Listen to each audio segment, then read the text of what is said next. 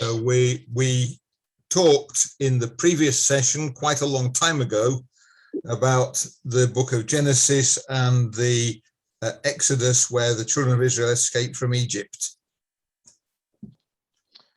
خب مسئله‌ای که خیلی وقت پیش شروعش کردیم و بهش پرداختیم در واقع توی کتاب پیدایش و خروج بود درباره خارج شدن از مصر. But that was quite a while ago, so I'm just going to remember what we talked about. خب فقط به خاطر اینکه الان خیلی وقت پیش بود ما یه مروری میکنیم که به یاد بیاریم. So that's a map of the area. There is the land of Canaan with Jerusalem. خب نقشه که دارید میبینید و دارن نشون میدن سرزمین کنعان هست در اورشلیم. And Abraham came from a long way over in the east and ended up walking around in the land of Canaan. ابراهیم هم از جایی در شرق اونجا شروع کرد و اومد به سرزمین کنعان. And God promised that the land of Canaan will be given to Abraham and will be given to Abraham's descendants. خدا به ابراهیم این وعده رو داده بودش که سرزمین کنعان رو به ایشون و تمام نوادگانشون خواهند بخشید. Abraham gave, he was the father of Isaac, and Isaac was the father of Jacob, who was called Israel. خب ایشون یعنی ابراهیم پدر اسحاق بود و اسحاق پدر یعقوب که یعقوب در آخر به اسم اسرائیل شناخته شد. And Jacob had 12 sons who were the start of the nation of Israel. خب و یعقوب 12 پسر داشت که اون 12 پسر شروع قوم بنی اسرائیل بودن. And they married and had children and started as the beginning of the nation. خب اونا ازدواج کردن و بچه‌هایی به دنیا آوردن که شروع اون در واقع قوم بود. But then there was a famine and they moved and went to live in Egypt. ولی بعدش اونجا یک خشکسالی به وجود اومد و اونها مجبور شدن که برن به سرزمین مصر. And the account of Joseph is the account of how all of the Israelites ended up living in Egypt. و مسئله یوسف شروع مسئله هستش که بنی اسرائیل در مصر ساکن شدن. And while Joseph was alive, he was an important official in the court of Pharaoh, the king of Egypt. خب تو اون زمان یوسف زنده بود و این یه جوری به قول خودمون برگه برنده‌ای بود در دادگاه مصر. But after he died, probably quite a long time after, there was another Pharaoh who didn't like the Israelites and they became slaves. خب ولی حالا مدتی بعد احتمالاً مدت زیادی بعد از مرگ یوسف فرعون جدیدی اومد که دوست نداشت حضور بنی اسرائیل رو در اونجا. But God sent them Moses, and Moses led them out of Egypt and they escaped from slavery. و خب خداوند موسی رو فرستاد به اونجا و اونها رو از سرزمین مصر خارج کرد و از بردگی نجات داد. So they escaped from Egypt, but they were followed by the Egyptian army and they were trapped against the Red Sea. خب اونها از مصر فرار کردن ولی ارتش مصر به دنبال اونها بود و اون فلش اولیه قرمز که سمت چپه مسیر رفتشون بود که به دریای سرخ رسیدن و گیر افتادن. So on one side of them was the sea and on the other side was Pharaoh's army and they were in trouble.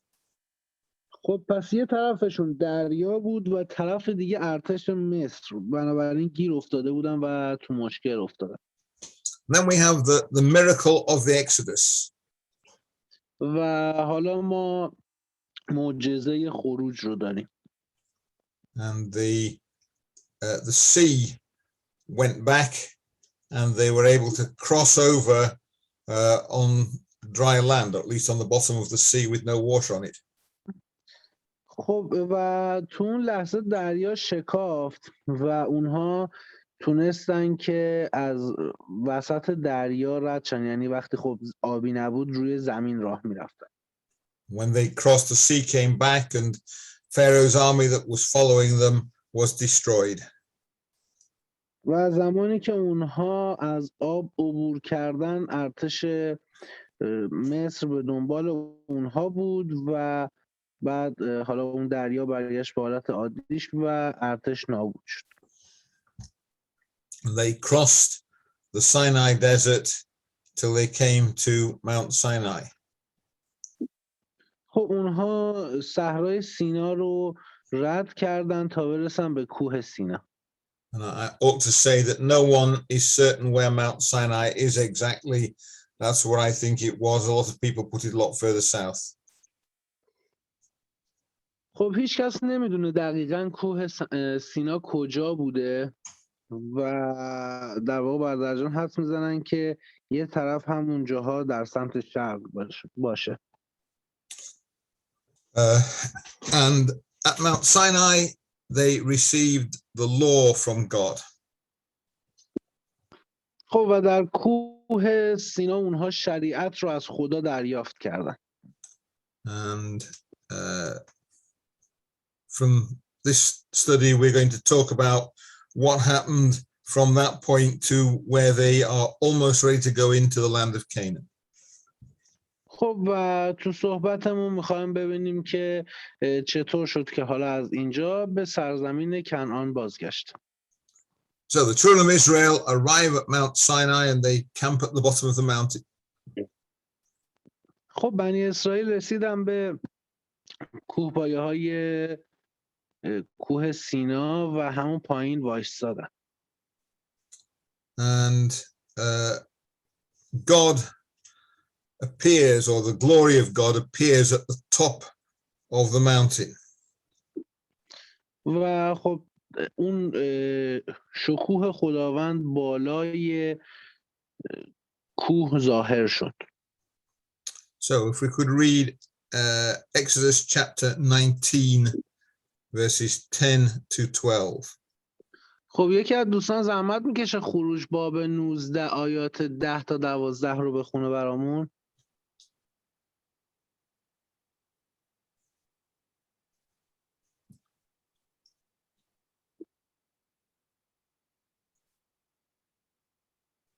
دوستان 25 نفر سر کلاسیم، یک نفر زحمت میکشه بخونه، یک جلسه من کتاب ندارم.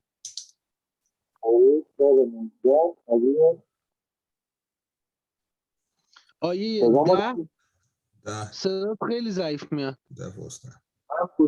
یکم خرابه ولی خب حالا آیه 10 و بلند.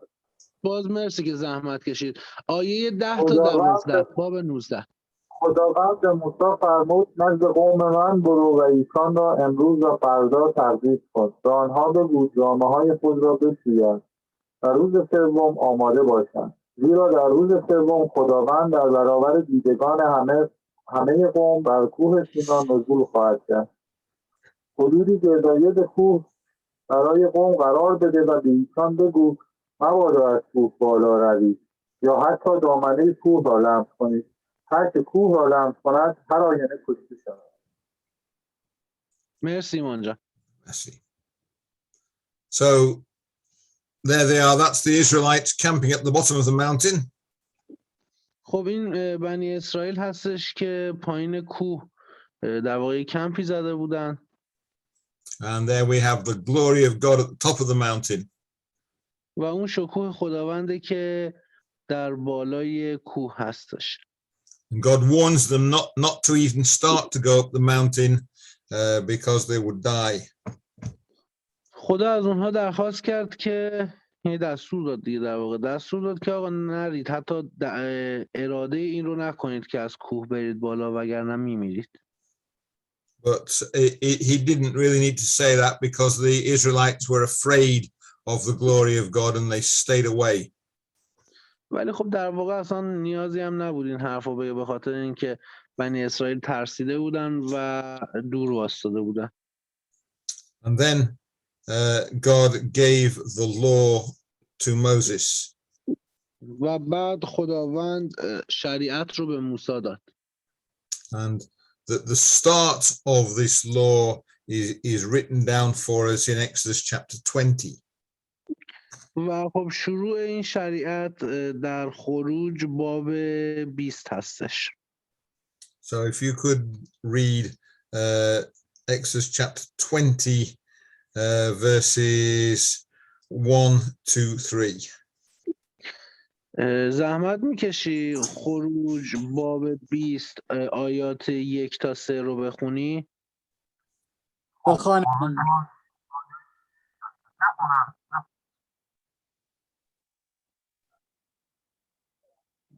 بخون ایمان جان. Seem to be working very well. آنگاه خدا همه این سخنان را فرمود: منم یهوه خدای تو که تو را از سرزمین مصر از خانه بندگی بیرون آوردم. تو را از خدایان غیر جز من مباشد. ممنون. So that's the first commandment of the law of Moses. خب این دستور اول موسی بود. So there are 10 main commandments in this chapter. توی این باب 10 شریعت اصلی، 10 دستور اصلی هستش. But there are more elsewhere in the first few books of the Bible, and the Jews believe there are over 600 of them. ولی خب یک سری چیزهای دیگه حالا توی قسمت‌های دیگه از کتاب مقدس هم هست که یهودیان حدود 600 تا از اونها رو در آوردن. I better say that as they are the experts on the law, they're probably about right. و حالا بهتر بگیم به خاطر اینکه اونها یه جوری استادن توی این قضیه شریعت، احتمالاً که درست هم بگن. So God gives the law and the children of Israel start to follow it. خب خداوند شریعت رو داد و بنی اسرائیل هم اونها رو دنبال کردن. So part of it is about how to live with God. خب یک قسمتش درباره اینه که ما چطوری با خداوند زندگی کنیم. And part of it is how to deal with the other people that they're living with. و قسمت دیگرش هم درباره اینه که چطور با مردم دیگه زندگی کنیم.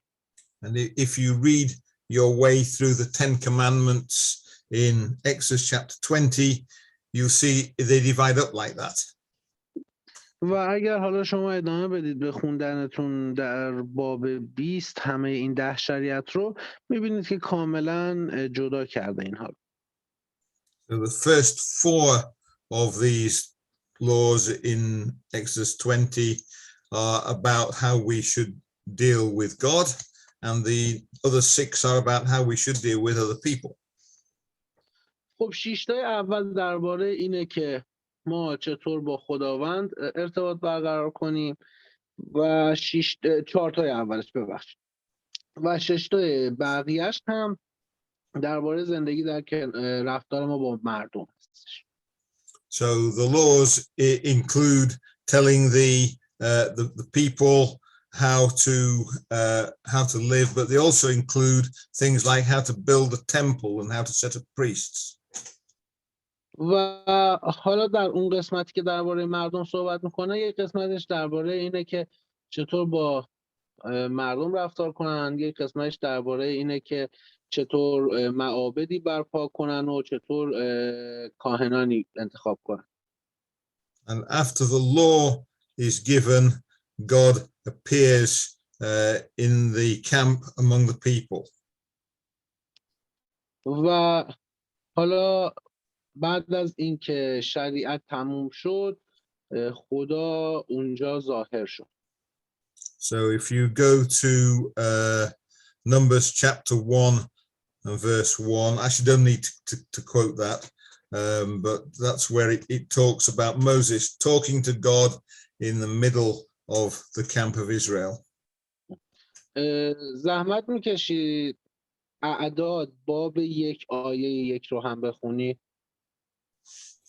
And what's happened is they've set up a tent of meeting in the middle of the camp. و حالا این چیزی که دارید میبینید اون شکوه خداوند هستش که در میان اون کمپی که داشتن هستش. And well, it's worthwhile thinking about the difference. There's this special tent, it's called the tabernacle.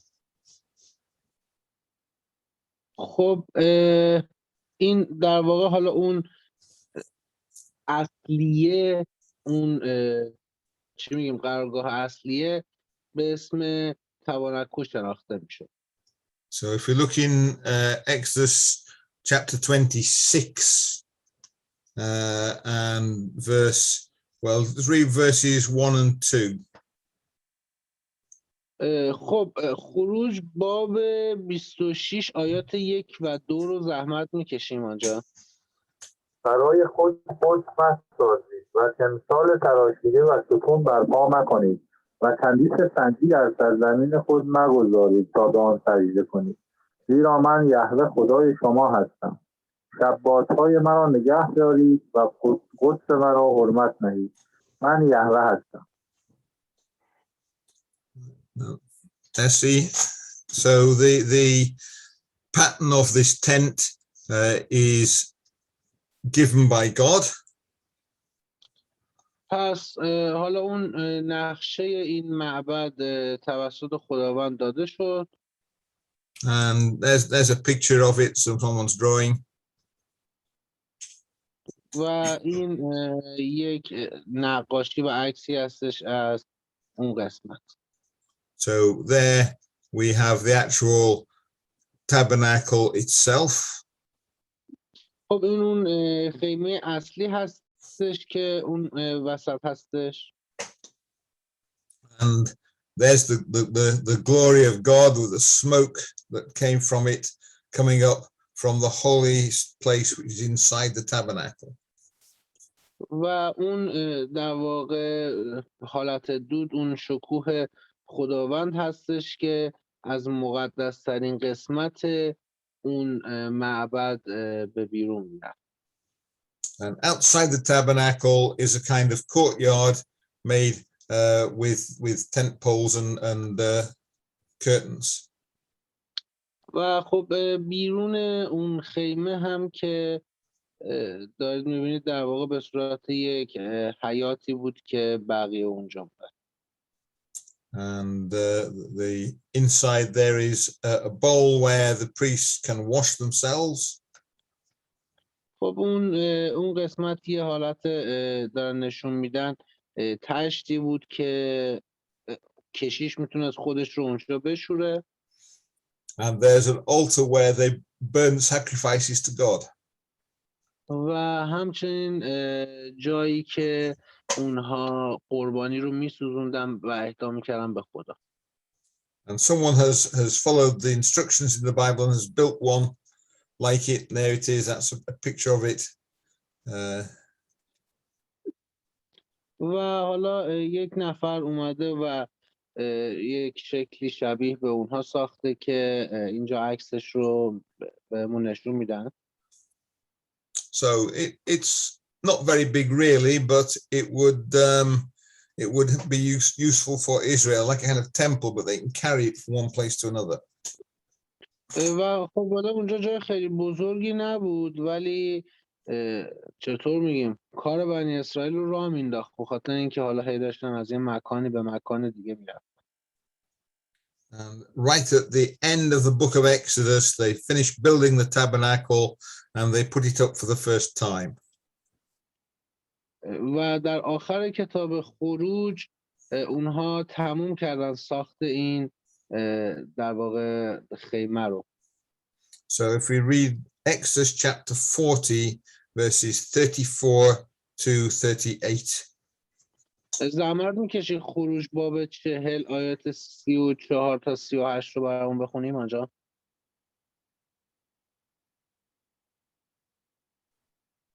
حتما. مرسی از آیات 38 تا 34 تا 38.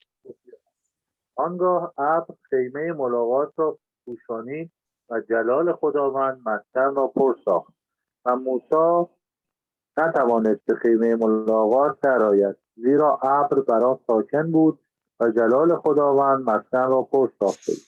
در همه سفرهای بنی اسرائیل چون ابر از بالای مسکن برمیخواست آنان عزیمت میکردند و اگر بر نمیخواست آنان نیز عزیمت نمیکردند تا روزی که ابر برخیزد. بدین سان در همه سفرهای خاندان اسرائیل در برابر دیدگان همه آنان هنگام روز ابر خداوند بر روی مسکن بود و هنگام شب آتش در ابر. Right, so there we are. Israel is camping in the desert.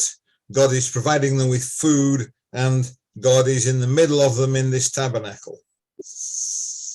خب حالا همونطور که دیدید بنی اسرائیل کمپی داشتن و خدا در میان اونها بود در این معابد و برای اونها آب و غذا آماده میکرد و میرسون بهشون. And they stay there for about a year. اونها اونجا حدوداً 1 سال ایستادن. Because when they escaped from Egypt, that was the night of the Passover. به خاطر اینکه زمانی که اونها از در واقع مصر گریختن شب عید پسح بودش. And in Numbers chapter 9, they celebrate the Passover again 1 year later. و در اعداد باب 9 اونها یک بار دیگه عید پسح رو بعد از 1 سال جشن میگیرن. And in Numbers chapter 10, they leave the place where they've been camping at Mount Sinai. و همچنین در اعداد باب 10 اونها اون قسمتی که کمپ کرده بودن در نزدیکی کوه سینا رو ترک میکنن. If we could read Numbers chapter 10 verses 11 and 12, please. اعداد باب 10 آیات 11 و 12 رو زحمت خوندنشو میکشی؟ و واقع شد که در 20مین روز ماه دوم از سال دوم ابر از فراز مسکن شهادت بالا رفت و بنی اسرائیل با حرکت از مکانی به مکان دیگر از صحرای سینا کوچ کردند و ابر در صحرای پاران ساکن شد. Okay, so while Israel is camping there, we have this set of layers which show how close people can approach to God. Sorry, could you please tell me again? While they're camping in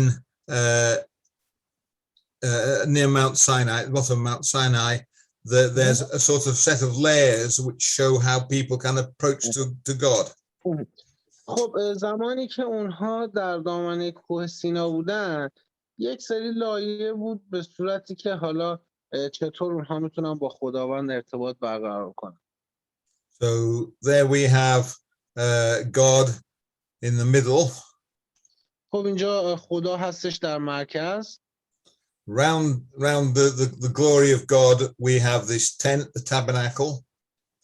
خب و این در واقع دایره بعدی، مربع بعدی، مستطیل، هر چی هست، لایه بعدی در جلال خداوند هستش که در اون خیمه ملاقات هستش.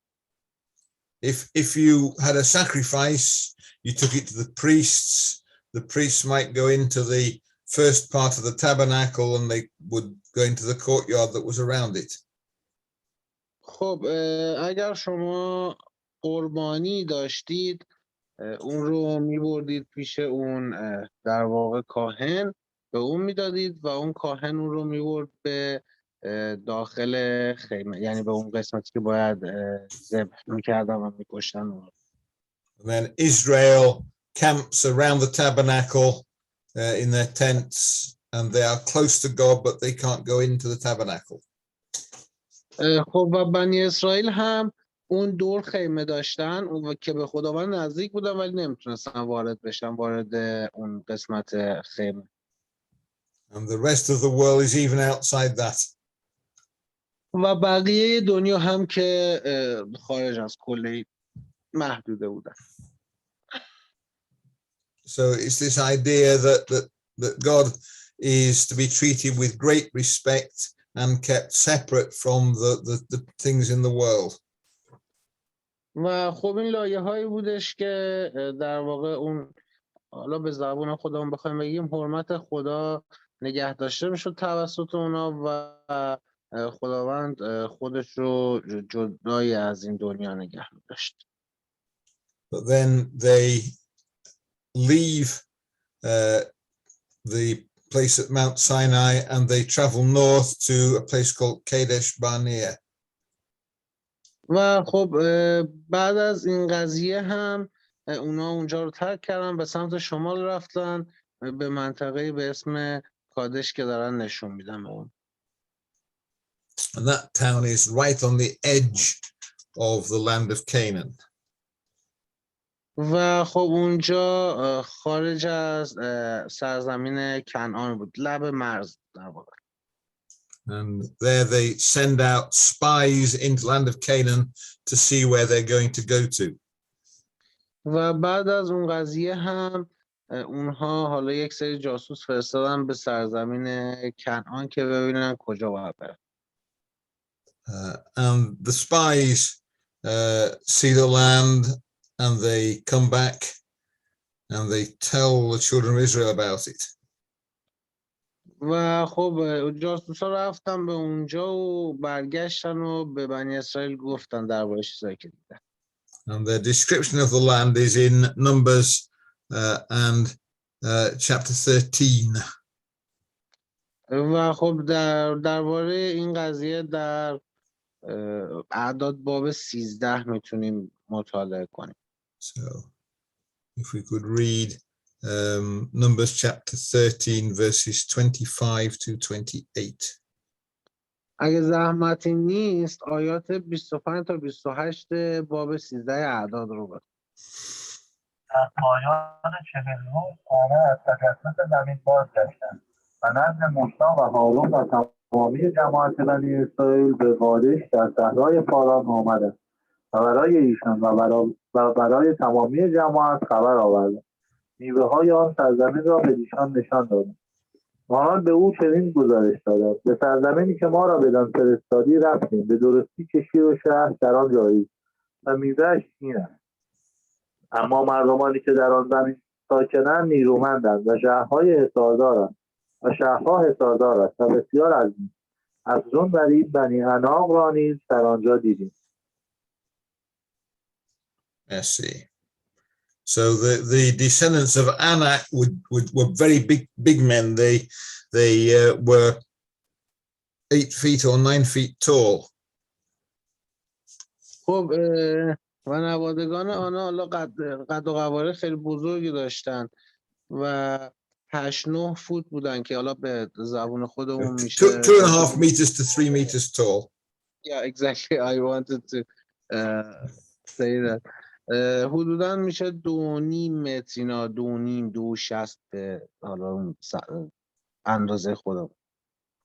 And the people were afraid, but Caleb, one of the spies, says, we can go once, we can win.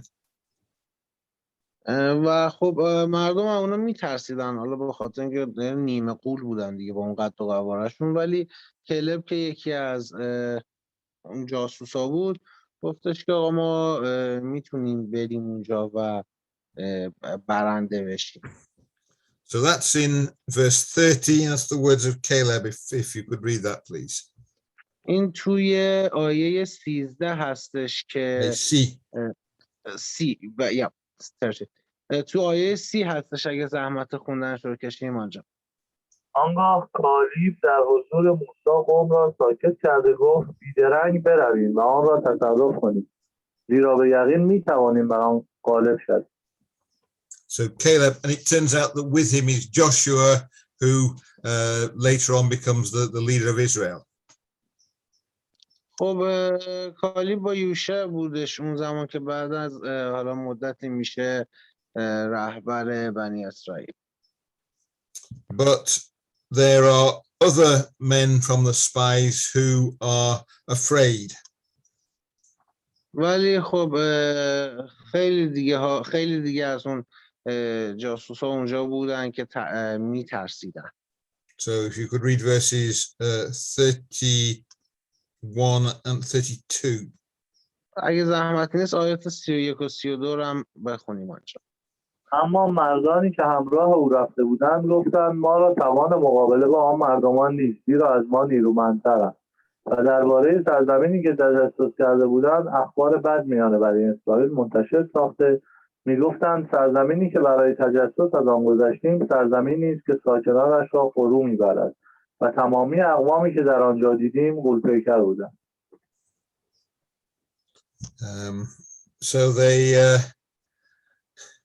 they persuade the people, and the people vote not to go into the land.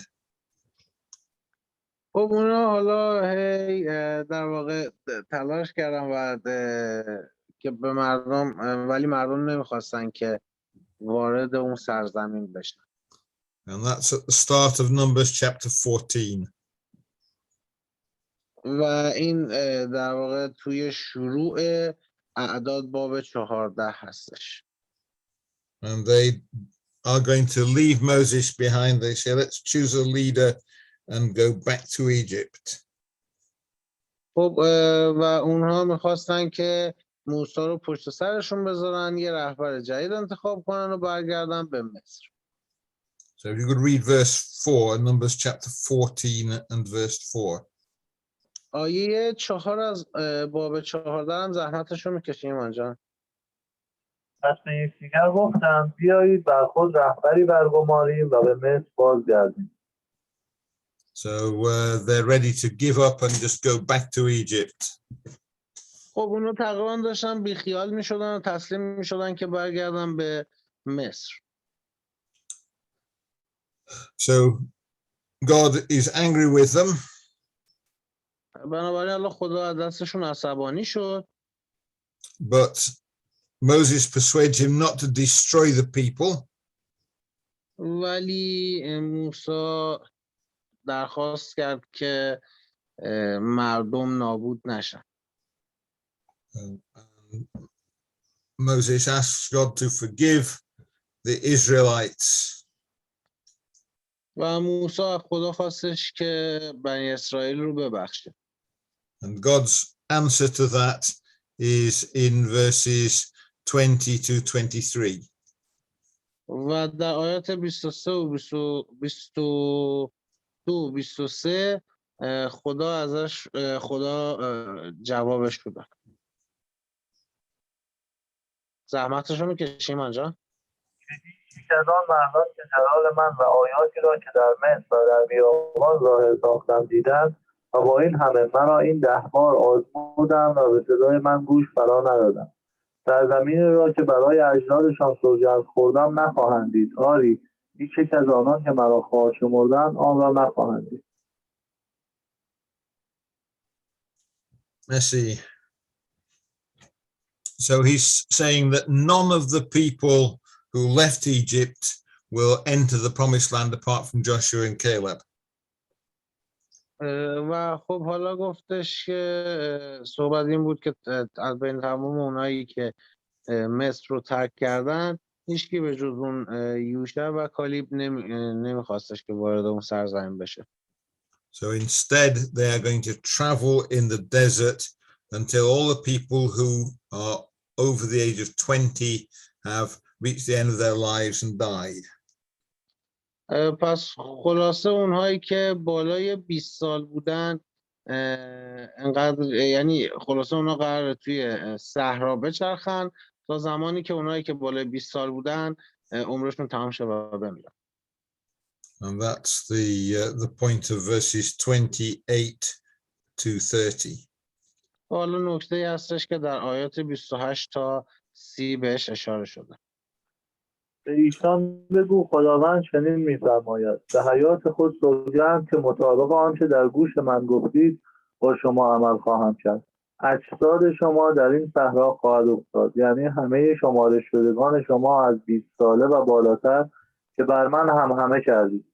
هیچ یک از شما به سرزمینی که به دست افراشته سوگند خوردم شما را در آن ساکن گردانم داخل نخواهید شد، مگر کالیب پسر یفونه و یوشع پسر نون.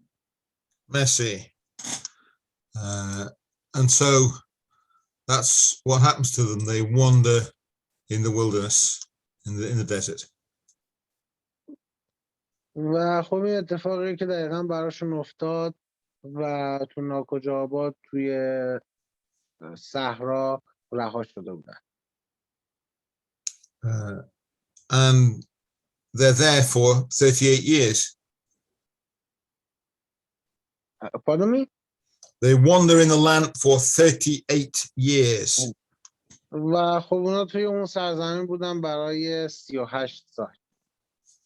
And in the end, they go back down to near Mount Sinai. و در آخر اونا برگشتن به سمت کوه سینا. And then they pass up. First, they go round the tribe of Edom and end up in the bottom of the valley near Jericho. و خب حالا اونها از اون بغل رد شدن و حالا یه دوری کردن و رفتن به سرزمین اریحا. And they reach this place here. The country there is called Moab. و خب اینجا کشوری بود به اسم موآب. And they reach there at the end of the book of Numbers. و زمانی در آخر کتاب اعداد به اونجا رسیدن. So that's in Numbers 36. بنابراین حالا این توی اعداد باب 36 هستش.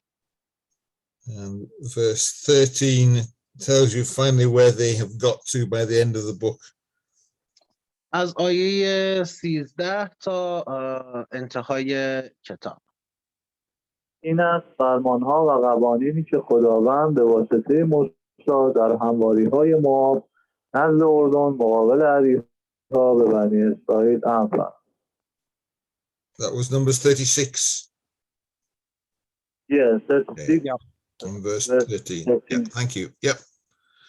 Right. So here they are. They're camping just near the city of Jericho, which is the first city in Canaan. و خب اونا در نزدیکی شهر اریحا کمپ زدن که اولین شهر است سرزمین کنعان. And this is where the action of the book of Deuteronomy happens. و این در واقع قضیه‌ای هستش که توی کتاب تثنیه بهش پرداخته میشه. And Deuteronomy is where the law is presented to Israel a second time. کتاب تثنیه جایی هستش که برای بار دوم شریعت خداوند به اونها گفته میشه. So the first thing that happens is that Moses gives 3 speeches, probably on 3 different nights or 3 different days, when he explains the law to them. اتفاقی که اونجا میفته اینه که موسی توی 3 شبانه روز مختلف سه تا صحبت و سخنرانی داره درباره اینکه به اونها درباره شریعت بگه. And Israel promises to follow God and they make a solemn agreement. و خب اینجا اونجاییه که بنی اسرائیل یه جور توافق نامه‌ای با خدا در واقع انگار جور میکنن. And if you read Deuteronomy chapter 29 and verse 1, you read them being asked to accept this agreement with God. خب زحمت تثنیه باب 29 آیه 1 رو میکشی؟ این است کلمات عهدی که خداوند در سرزمین موآب به موسی فرمان داد با بنی اسرائیل ببندند سوای آن عهد که در حوریب با ایشان بسته بود. So Israel had made an agreement with God back here at Mount Horeb or Sinai. خب بنابراین حالا بنی اسرائیل دوباره اون شریعتی که در کوه سینا بهشون فرستاده شده بود رو میبینن. And now here they are ready to go into the land and God asked them to make that promise to him again. و اونا رو دیگه آماده شده بودن که وارد سرزمین کنعان بشن و خدا ازشون میپرسه که آیا آماده هستن. یعنی دوباره میپرسه که آیا آماده هستن. So Moses asks them, he start again. Moses gives them the law, he repeats the law to them, and then he asks them to choose. خب پس موسی دوباره شریعت رو به اونها داد و ازشون پرسید که آیا این رو انتخاب میکنن. And the choice is in Deuteronomy chapter 30, verses 15 to 18. خب زحمت میکشی تثنیه باب which chapter? Chapter 30. باب 30 آیات now which verses? Verses 15 to 18. با آیات 15 تا 18 رو برامون بخونی. ببینید امروز حیات و نیکویی و مرگ و بدی را در برابر شما می‌نهم. زیرا امروز به شما فرمان می‌دهم که یهوه خدای خود را دوست بدارید و در راه‌های او گام بردارید و فرمان‌ها و فرایض و قوانین او را نگاه دارید تا زنده بمانید و بر شمارتان افزودش گشته. یهوه خدایتان شما را در سرزمینی که برای تصرفش بدان داخل می‌شوید برکت دهد. اما اگر دل شما منحرف شود و اطاعت نکنید بلکه فریفته شده خدایان غیر را سجده و عبادت کنید، امروز به شما اعلام می‌کنم که به یقین هلاک خواهید شد و در آن سرزمین که برای تصرفش از اردن می‌گذرید عمر دراز نخواهید داشت. So God gives Israel a choice: either they can stay outside and take their chance with everybody else, or they can follow God's covenant and then God will give them the land of Canaan. خب پس خداوند در واقع این گزینه رو براشون گذاشت که میتونن همین مثل سالهای گذشته همون دور اطراف بپلکن و همون زندگیشون رو به اون شکل ادامه بدن، یا اینکه میتونن شریعت رو بپذیرن و وارد سرزمین کنعان بشن. And then Moses dies in Moab. و بعد هم موسی در موآب مرد. And the death of Moses is in Deuteronomy chapter 34, verses 5 and 6. مرگ موسی توی تثنیه باب 34 آیه 5 و 6 هستش. پس موسی خدمتگزار خداوند در آنجا در سرزمین موآب و طبق کلام خداوند درگذشت و او را در سرزمین موآب مقابل بیت فئور در وادی به خاک سپرد. اما تا به امروز کسی نمی‌داند قبر او کجاست. So no one knows where Moses was buried. An angel perhaps working for God buries him and nobody knows where the body is. و خب کسی هنوز در واقع کسی نمیدونه که قبر موسی کجاست. احتمالا یک فرشته از طرف خداوند اون رو دفن کرده و کسی نمیدونه بدن کجا دفن شده. And the Israelites are sad, they weep for Moses, and then they get ready to cross over the River Jordan.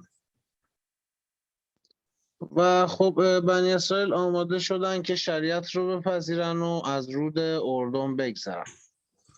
And less than 2 months later, the Israelites are crossing over the Jordan and they get to stand in the promised land.